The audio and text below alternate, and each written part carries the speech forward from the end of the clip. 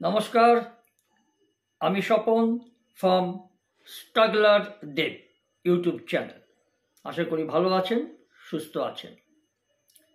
আমি এরকম অনেক অজানা তথ্য অনেকের বিষয়ে দিই।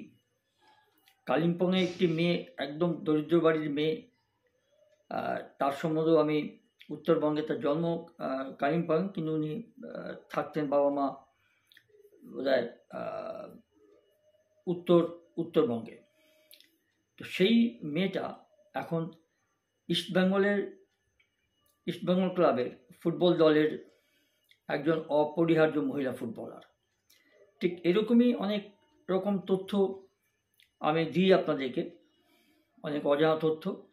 আর এইসব গুরুত্বপূর্ণ অজানা অনেক তথ্য জানার জন্য আপনাদেরকে অবশ্যই একটা অনুরোধ থাকবে, লাইক, শেয়ার, সাবস্ক্রাইব এবং তার সঙ্গে আপনাদের কমেন্টসগুলো অবশ্যই করবেন আমার এই ইউটিউব চ্যানেলে স্ট্রাগলার দেব। একটি মেয়ে দেখুন, কুস্তির প্যাঁচ শিখিয়ে সে জীবনে একটা দঙ্গল হতে চাইছে। পারবে কি? এই মেয়েটির নাম শ্বেতা। এই শ্বেতা, এর সম্বন্ধে আপনাদের কিছু আমি জানাতে চাই আজকে, সেই জন্যই আমি এটা লাইভটা শেয়ার করছি আপনাদের সঙ্গে। দেখুন, বাড়ি থেকে অন্তত দুবার 2 টাইমস ট্রেন পাল্টে 2 ঘন্টা ধরে জার্নি করে যখন জোড়াবাগানে পৌঁছান শ্বেতা দুবে, তার চোখে মুখে দৃশ্যতই তখন ক্লান্তির ছাপ। কিন্তু ছোট ছোট ছেলেমেয়েরা তার ম্যামকে দেখে একমুখ হাসি নিয়ে তাকে স্বাগত জানালে সে ক্লান্তিটা কেটে যায়। এবং দেখুন, জুতো খুলে প্রণাম করে কুস্তির ম্যাটে উঠার সময় সে তার মনে থাকে না যে তার বাবা একজন ক্যান্সার সার্ভাইভার, আর 4 ভাই বোনের মধ্যে তিনি সব থেকে বড়। কুস্তির ম্যাটে এই যে শ্বেতা দুবে ভুলে যান যে বিয়ের জন্য পারিবারিক এবং সামাজিক চাপের কথা, তখন তার চোখ স্থির, শরীর রিজু এবং clean fight, throw, joint lock, একটার পরে একটা প্যাঁচে বা কৌশলে প্রতিপক্ষকে কুপঘাত করে দিচ্ছে সে তার ছাত্রছাত্রীরা। এই মেয়েটি খুব সংগ্রাম করছে, খুব যে সচ্ছল পরিবারের মেয়ে তা নয়, কিন্তু একদম বলতে পারেন নিম্ন মধ্যবিত্ত পরিবারের মেয়ে। কুস্তি শিখিয়ে কলকাতার শহরতলি একটি জায়গা থেকে উনি ট্রেনে করে আসেন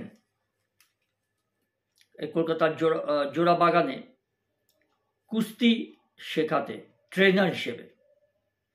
মানুষ কত রকমভাবে জীবনকে স্ট্রাগলার পথে স্ট্রাগলিং করে জীবনটাকে গড়ে তোলার চেষ্টা করছেন, শুধু নিজের জন্য নয়। এবং তার এই প্রতিভাটাকে তিনি অনেকভাবে অনেক ছাত্রছাত্রীদের, সমাজের একটা পথে এগোনোর একটা রাস্তা, সুযোগ তিনি করে দিচ্ছেন, এই শ্বেতা দুবে। এবং দেখুন যে আর যেটা উনি করে থাকেন, এটাকেই পেশা হিসেবে নিয়েছেন। আর যেহেতু তিনি মহিলা এবং তার এই 4 ভাই বোনের মধ্যে তিনি সবচেয়ে বড়, অনেক দায়িত্ব এই মেয়েটির উপরে আছে।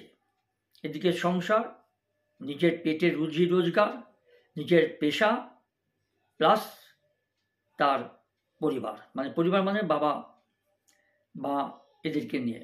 তারপর তো সামাজিক একটা চাপ তো আছেই। তো দেখুন যে এই কোনো মুভমেন্টে আরো বেশি জোর পাওয়া যাবে, কিভাবে শরীরটা একটু সরালে প্রতিদ্বন্দ্বীকে ধরাশায়ী করে দেওয়া যাবে, এইসবের প্যাঁচগুলো তিনি শেখাতে ঘর্মাক্ত এই শ্বেতা দুবে কি বললেন জানেন? যে এটাই আমার ভালোবাসা। শীত, গ্রীষ্ম, বর্ষা, এই একটাই রুটিন আমার, আর কিছুই আমার করার নেই। জানেন, বছর 30-এর এই শ্বেতা দুবে নিজেকে একজন পালোয়ান বলতেই ভালোবাসেন। পালোয়ানি, কুস্তি বা রেসলিংয়ের পুরুষের ভিড়ে কলকাতার শ্বেতা যেন আমির খানের দঙ্গল ছবির গীতা বা ববিতা। এই শ্বেতা দুবে যে মেয়েটি, এর ঠাকুরদা ছিলেন পালোয়ান। অনেক ছোটবেলায় ঠাকুরদা মাতাদেব দুবেকে হারিয়েছেন শ্বেতা, কিন্তু শ্বেতার আবছা আবছা মনে পড়ে ঠাকুরদার কথা। ছোট শ্বেতাকে কোলে বসিয়ে ঠাকুরদা স্বপ্ন দেখতেন একদিন সবাইকে তাক লাগিয়ে তার নাতনি এই শ্বেতা হয়ে উঠবেন সত্যিকারের পালোয়ান। সেই ইষ্টকি কুস্তির প্রতি টান এই শ্বেতা দুবে। ডাকা বুকো বলতে যা বোঝায়, ছেলেবেলা থেকে ঠিক তাই ছিলেন এই মেয়েটি, শ্বেতা দুবে। আর খারাপ আচরণের জবাব দিতে একাই তিনি 3জন পুরুষের সঙ্গে মারামারি করেছেন, কিন্তু মনের মধ্যে ইচ্ছেটা অনেকদিন ধরে লালন পালন করলেও সে তার কুস্তিতে শেখার যে শুরুটা, সেটা শুরু হয় অনেক পরে। এই যে মানসিক জোর বা দুষ্টু প্রকৃতির ছেলে বা পুরুষদের সঙ্গে তিনি লড়ে তার অন্যায় প্রতিবাদের বা আত্মরক্ষার্থে তিনি লড়াই করেছেন পথে ঘাটে আগে, সেই কুস্তিটা তাকে কাজে দিয়েছে। কিন্তু এই কুস্তিটাকে তিনি পেশা হিসেবে নেওয়ার জন্য এই সুযোগটা তিনি অনেক পরে পান। আর এই শ্বেতা যখন কলেজে পড়েন, শ্বেতা বলছিলেন যে বাড়ি থেকে আগাগোড়াই আমাকে খেলাধুলায় উৎসাহ দেওয়ার মতো একটা ব্যবস্থা বা পরিবেশ ছিল। খেলাধুলার উৎসাহ পরিবারের লোকরা দিতেন তাকে, কিন্তু প্রথমে তাকে টেনিসে ভর্তির জন্য বলা হয়েছিল আমাকে, তাকে, শ্বেতাকে। তারপরে যখন বাবার ব্যবসার অবস্থা ভালো ছিল, তখন দাদুর কথা মনে করে আমি রেসলিংয়ে ভর্তি হতে চেয়েছিলাম। উত্তর কলকাতার জোড়াবাগান পার্কের পঞ্চানন ব্যায়াম সমিতিতে শ্বেতা কুস্তি শেখার সূচনা। সেখান থেকে তিনি কুস্তির শিক্ষিকা হিসেবে বা ট্রেনার হিসেবে একটা সুযোগ পান। আর পিন, টেকডাউন, গ্র্যাপলিং হোল্ড, এসব সেই সময় থেকে শ্বেতার সঙ্গে ওতপ্রোতভাবে জড়িয়ে। এই সমিতিতে দীর্ঘকাল কুস্তির ট্রেনিং নেওয়ার পরে শ্বেতাই এখন ট্রেনার। তবে কেবল ওই ব্যায়াম সমিতিতে নয়, শুধু কলকাতাতেও নয়, কলকাতা শহরে যে তিনি শেখান তা নয়, কিন্তু তিনি জেলায় জেলায় ঘুরতে হয় এই শ্বেতাকে। তাকে যোগ্য সঙ্গত দেন ওই পঞ্চানন ব্যায়াম সমিতিরই আরেকজন প্রশিক্ষক, নন্দন দেবনাথ।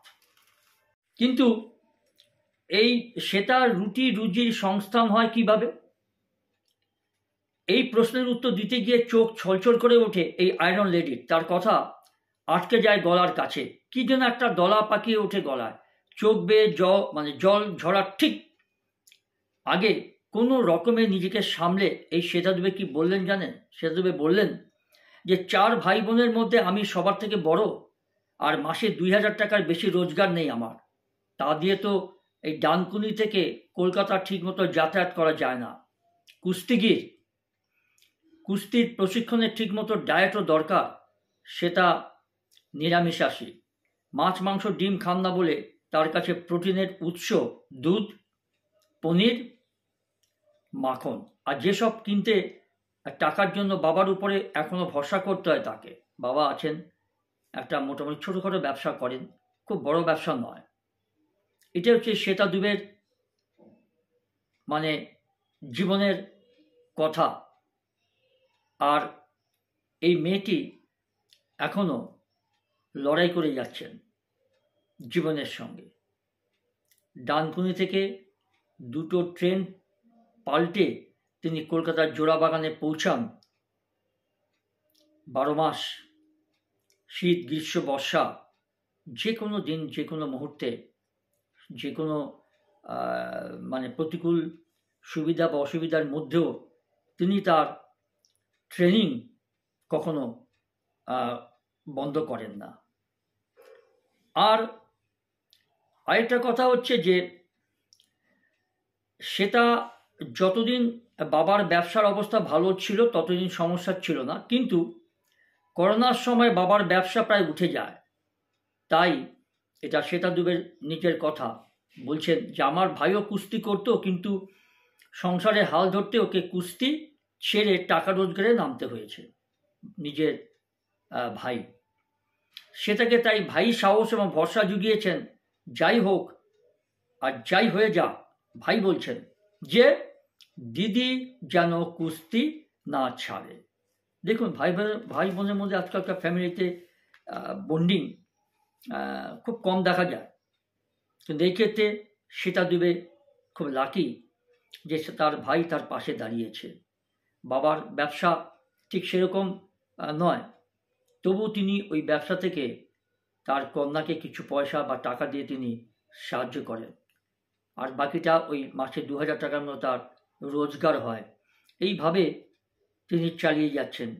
আর ভাই কুস্তি ছেড়ে দিয়ে টাকা রোজগারের জন্য, সংসারের জন্য অন্য কোনো পেশাতে তিনি পেশাটাকে তিনি গ্রহণ করেছেন, কিন্তু বলেছেন যে দিদি যেন কুস্তিটা না ছাড়ে। আর ডিস্ট্রিক্ট চ্যাম্পিয়ন, স্টেট চ্যাম্পিয়ন এই শ্বেতা দুবে ইন্দোনেশিয়া মানে ইন্দো এবং বাংলাদেশ রেসলিং কম্পিটিশনে তিনি ব্রোঞ্জ জিতেছেন। একদম সাদামোটা মেয়ে কিন্তু নয়, তার প্রতিভা, তার জেদ, তার পারফরম্যান্স এইটা তার সাক্ষী। আর একই সঙ্গে যাতে কুস্তি চালাতে এবং পরিবারে টাকা দিতে পারেন তার জন্য স্পোর্টস কোটায় তিনি সরকারি চাকরি চেয়ে বারবার আবেদন করলেও এখনো পর্যন্ত কোনো ফল মেলেনি। এটা তো দুর্ভাগ্য আমাদের দেশে, যারা পাওয়া তারা ঠিক পেয়ে যায়, আর যাদের পাওয়ার কথা তারা পায় না। এই মেয়েটির তো অন্তত কেন্দ্রীয় সরকার বলুন বা রাজ্য সরকার বলুন, তাদের তো দেখা উচিত একটা প্রতিভা যাতে নষ্ট না হয়ে যায়। দুর্ভাগা দেশ, এর উপরে আমরা আর কি বলতে পারি। তবুও দেখুন তিনি লড়ে যাচ্ছেন এবং তিনি রেসলিংয়ে ইন্দো বাংলাদেশ কম্পিটিশনে ব্রোঞ্জ জিতেছেন এবং তিনি ডিস্ট্রিক্ট চ্যাম্পিয়ন এবং স্টেট মানে বেঙ্গল চ্যাম্পিয়ন। এটা তো আহামরি কিছু ব্যাপার নয় বললে তো এড়িয়ে যাওয়া যাবে না। অবশ্যই এটা বিরাট কৃতিত্বের ব্যাপার। সরকার, সে কেন্দ্রীয় সরকার হোক রাজ্য সরকার হোক, তারা চাকরির ব্যবস্থা করতেই পারেন। আমি জানি না, আমাদের সকলের প্রার্থনা থাকবে, কামনা থাকবে তিনি যেন একটা চাকরি পান, তার পেশাটাকে যেন তিনি আরও এগিয়ে নিয়ে যেতে পারেন, নিজের জীবনের সঙ্গে সঙ্গে তার ছাত্রছাত্রীদেরও তিনি যেন একটা জায়গায় পৌঁছে দিতে পারেন। সেটা আমি ঈশ্বরের কাছে প্রার্থনা করি, আপনারাও করবেন। আর এই যে জানেন ব্যাপারটা যে উনি বলছেন যে সরকারের উদ্দেশ্যে তার একটা অনুরোধ, যদি একটা চাকরি উনি পান তাহলে কুস্তিটাকে আমি আরও অনেকটা দূরে এগিয়ে নিয়ে যেতে পারতাম। খুব আক্ষেপের সুরে বলছেন যদি একটা চাকরি উনি পেতেন বা আর্থিক যদি একটা ভালো সংস্থান থাকতেন তাহলে হয়তো এর থেকে আরও ভালো তিনি রেজাল্ট দেখাতে পারতেন। খুব কষ্ট হয়, খুব দুঃখ হয় যে আমাদের দেশের পরিস্থিতি। আর যে দেশের ফুটবল, ক্রিকেটের কথা ছেড়ে দিন, ফুটবলের দৈন্য দশা, যারা সিনিয়র ছেলেদের, পুরুষদের ফুটবল খেলায় এশিয়ান কাপে যে বাংলাদেশের কাছে যে টিম হেরে যায়, সেই ভারতের ছেলেদের সিনিয়র টিমের প্রতি আশা না করাই ভালো যে তারা বিশ্বকাপ খেলবে। তারা বিশ্বকাপ খেলার মতো সেই পরিকাঠামো ভারতের নেই, সেই শিক্ষানোর ব্যবস্থা নেই যে সেখান থেকে ভালো ফুটবলার, ভালো খাওয়া দাওয়া দিয়ে, ভালো ট্রেনিংয়ের ব্যবস্থা করে অন্তত দৈহিক শক্তি দিয়ে তারপরে পারফরমেন্সটা পরের কথা। সেটা তারা বিশ্বকাপে ভারত এই জায়গাটা যেতে পারবে কিনা ফুটবলে, এরকম অনেক খেলা আছে জানেন। তবে গর্বের বিষয় আপনারা হয়তো জেনেছেন যে মহিলা কাবাডিতে বিশ্ব চ্যাম্পিয়ন হয়েছে। জানি না তারা এর বিনিময়ে কতটুকু তারা পুরস্কার পান, প্রশংসা পান। তার সাথে সাথে মেয়েদের ব্লাইন্ড ক্রিকেট চ্যাম্পিয়ন হয়েছে ইন্ডিয়া, ভারত। এটাও আমাদের গর্বের বিষয়। এই দুটোই হচ্ছে এই রিসেন্ট মহিলাদের ক্রীড়া জগতের একটা প্রশংসাসূচক বর্ণনা বলতে পারেন, কাহিনী বলতে পারেন।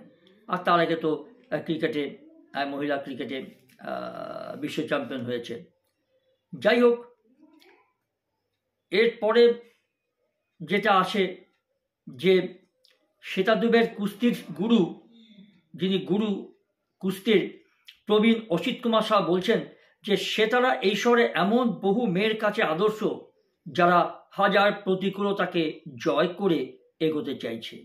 আশা করি সরকার, সাধারণ মানুষ সবাই মিলে এই শ্বেতাদের মতো মেয়েদের পাশে অন্তত পাশে দাঁড়াবে, রাস্তাটাকে মসৃণ করবে। সাধারণ মানুষ, অনেক পয়সাওয়ালা ধনপতি উদ্যোগপতিরা আছেন আমাদের রাজ্যে, আমাদের দেশে অভাব নেই। তারা যদি এগিয়ে আসেন, এই ধরনের প্রতিভাটা যেন প্রস্ফুটিত হওয়ার আগে যেন ঝরে না যায়, তাদের কাছেও আমার ব্যক্তিগতভাবে আবেদন থাকবে। আরেকটা ব্যাপার যে আশা করি সরকার এবং সাধারণ মানুষ সবাই তাকে তাদের মতো এই শ্বেতাদের মতো মেয়েদেরকে সাহায্য করবে। এটা তার রেসলিংয়ের, কুস্তির যে গুরু এই প্রবীণ ব্যক্তি অসিত কুমার সাহা, এটা তার ব্যক্তিগত একটা অভিমত, একটা প্রার্থনা, একটা আর্জি, একটা আবেদন বলতে পারেন। ওয়েস্ট বেঙ্গল কুস্তি অ্যাসোসিয়েশনের জেনারেল সেক্রেটারি শোভন চক্রবর্তীর বক্তব্য যে অলিম্পিক্সে ভারতকে সবচেয়ে বেশি সংখ্যক মেডেল এনে দেয় বা পদক এনে দেয় এই কুস্তি। কিন্তু এই ভালো সাফল্য কুস্তিতে পাওয়ার পরেও জানেন আজও এলিট গেমের স্বীকৃতি পায় না এই কুস্তি। আর খুব দুঃখজনক ঘটনা, অনেক ঘটনা ঘটেছে নামি দামি কুস্তিগীরদের সঙ্গে, এগুলো আমি এখানে বলতে চাই না। এটা এই দিকটা অন্তত যাতে না হয় ধরনের কোনো ঘটনা, এবং কুস্তি যেটা সত্যি করে অলিম্পিক্সে পদক আনতে সাহায্য করেছে অতীতে, ভবিষ্যতেও করবে। সেন্ট্রাল গভর্নমেন্ট, কেন্দ্রীয় সরকার বা অলিম্পিক কমিটি যেন এদিকে একটু নজর দেন। এবং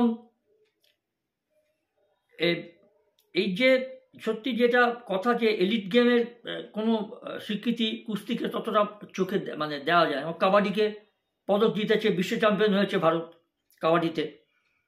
এই কাবাডি বলুন বা কুস্তি বলুন, এরকম ধরনের কিছু খেলা আছে যাদেরকে মানুষ ঠিকমতো মর্যাদা দেয় না, সরকার তো দেয়ই না, অথচ তাদের কিন্তু সাফল্যটা কম নেই। এই তো আমাদের দেশের ক্রীড়া ব্যবস্থার প্রতি ভালোবাসা। আর অন্য সব খেলার পাশাপাশি বিদ্বজনদের, ক্রীড়াপ্রেমিকদেরও এটাও একটা আশা যে কুস্তির দিকেও যেন কেন্দ্রীয় সরকার একটু নজর দেয়, এর উন্নতির জন্য যেন ভালো কোনো পরিকল্পনা তারা গ্রহণ করেন। সেই নজর যাতে পড়ে, তার জন্য যাই ঘটুক না কেন লড়াইটা তিনি চালিয়ে যেতে চাইছেন এই শ্বেতা দুবে। আপাতত দৃষ্টিতে লড়াইটা কুস্তির ম্যাটে, তবে আসলে এই বাউট এর লক্ষ্য জীবন যুদ্ধে জেতা। একটা কুস্তির বাউটকে লক্ষ্য করে তিনি এগিয়ে যাচ্ছেন, যাতে আমি এইখানটায় নিজে এবং আরো 10 জনকে নিয়ে এই কুস্তির এই জগৎটাকে তিনি একটা জায়গায় পৌঁছে দিতে চাইছেন তার লড়াইয়ের মাধ্যমে। সাবাস শ্বেতা দুবে। প্রার্থনা রইল শুভকামনা রইল। আমার সঙ্গে অগণিত গুণগ্রাহী ভারতের ক্রীড়ামোদীদেরও থাকলো, যারা যেন এই শ্বেতা দুবের মতো মেয়েরা এবং তার সঙ্গে তার যারা শিক্ষার্থীরা যেন একটা ভালো জায়গায় উঠে আসে, ভালো পারফরমেন্স করতে পারে এবং তার জন্য যারা নানা ধরনের যে সকল সুবিধা পাওয়ার কথা সেটা যেন তারা পায় অদূর ভবিষ্যতে, সেই কামনা রেখেই আজকে আমার এই লাইভটা আমি শেষ করছি।